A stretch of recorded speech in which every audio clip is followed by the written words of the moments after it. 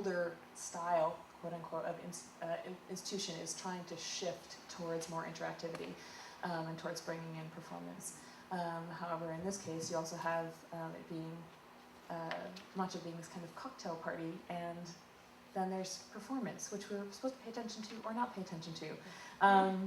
So I just wanted to kind of call attention to that, both the social ideas of that, and then also how performance fits into that environment, and how for example, this program that's led, and I should name her, Ana Hortiosa from the museum, is the director that brings in the performance and public programming, and she's really trying to shift the audience base at the museum and get more into social engagement. And then just specifically about Sherwood's work, this is definitely a collaboration with Eric and with the performers, and he was really interested in how to play with that context, and kind of push up against it and see, how much can reference the work exhibited in the museum, but also kind of blend in and have that bleed. Yeah. So there's a really interesting moment in that walk down the stairs where a few of us, I think, including Jessica and I, were walking down the stairs, and people were going, "Are they performers? Are they not performers?" Everyone walking down the stairs. So it was an interesting thing. So I think that's it. We move on to the open forum.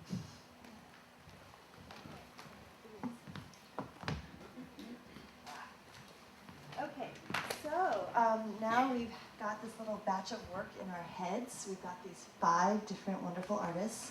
And what I want to do is, for the moment, let's just kind of keep it amongst ourselves for a little bit. We will see if I can start some questions and get some dialogue going here amongst us. And then in a little bit, we'll kind of include you guys in and just see if we can't kind of build from here, make some connections, figure out what this work means to us. What are we learning from this little snapshot about the Bay Area now, about dance here, that sort of thing. So I have a few questions, and let me just tell you the 3 questions that I'm thinking about, so everybody can be kind of thinking about them and seeing how they might help you think about stuff. And then we'll go back and go one by one maybe. So my 3 questions are, how does the work we've just seen represent the zeitgeist of the current Bay Area dance scene? That means kind of like just the impalpable spirit of what's happening now. So how is this work really representative of some kind of, the how you talk about things are in the air? How does this work crystallize that for you? Number 2, how does this work illuminate our relationship to our past, to the Bay Area past, which means both historical trends that we could name about the Bay Area, and also some of the historical figures. People have been mentioned, Anna Halprin, Sheriff Shelton Man. So how can we kind of think about this work in relationship to those kinds of structures? How does that help? Number 3, how does this work illuminate some of the genetics of the Bay Area scene, which means the underlying core characteristics of the community, just kind of the more nuts and bolts, what are the characteristic things that we do here? Or we do contact, do we do it in a special way? I think we might. Is the cultural specific community differently valued here than in other places? So just thinking about those sorts of things, and how does this work help us open some of the doors into that? So, my lovely panelists, let's see, where should we start?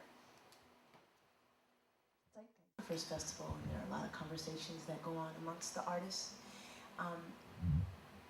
that are doing work here. And the spirit around this time in the Bay Area for us is really about connections. Just 10 years ago, we were working more isolated and not really talking about the work that we were creating and doing the kind of just making the work and out there doing our thing. And now that there's been more of a spirit of not just collaboration, but really like support. So the working together is because we're going out and seeing each other's work more, and we're enjoying what we're seeing, or we're questioning what people are doing more, and working together to inspire each other, have more opportunities for not just visibility, but shared work, shared ideas, and then there's this other thing about teaching, passing on, legacy. That's also a huge thing right now. Like, who's coming up next? And we don't want those folks going away. There was a time period people were going away because they weren't finding those places to get mentoring. They weren't finding the people to share ideas with, and they weren't seeing a community of artists that were really supporting each other. So artists were not staying. And one example is like Nora Chipamare, who is really an amazing artist, and we used to work together a lot, and she danced with companies around, and at that time, just 5 years ago, it was just beginning, and she didn't have anything to grasp onto, really, around the community and doing her work, so she went away. Amara Tabor Smith is another artist who went away, but is now back and is just thriving because of these connections that have been made, and it's really prevalent now. And other artists have resurfaced, like Robert Henry Johnson, who disappeared for a little while and now is finding a place again. So that's the sense that I have around the spirit. Can you say, is there anything that you can point to that's caused this? You're saying the last 5-10 years. The connection? I would have to say the beginning of it was actually the ending of Black Choreographers Moving, which was the impetus for us sitting around a table and doing a series of roundtables. And a couple of organizations sprung out of those conversations, and they are very small organizations, but they are networking points, both in San Francisco and Oakland, where people can begin to communicate. The internet certainly is huge, because just 10 years ago it wasn't as accessible in all communities, and the African American community, and just the age of folks who were leading at that time weren't folks that went to the computer to communicate. They're still doing mailings and telephone calls, or just waiting to run into each other.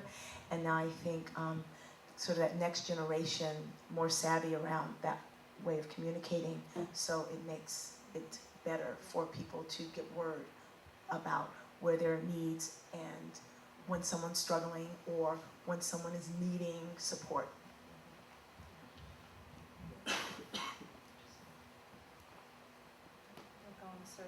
Go. Okay, here we go. Oh, you do too. Beautiful. So as you were talking, I was just kind of writing down, like, oh, right, that, right?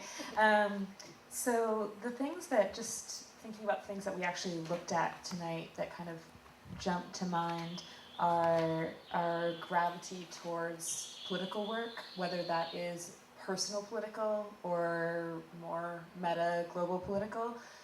But there's that little taste and little thread in almost, actually for this evening, in everything that we saw, and it definitely feels like that is adrift here.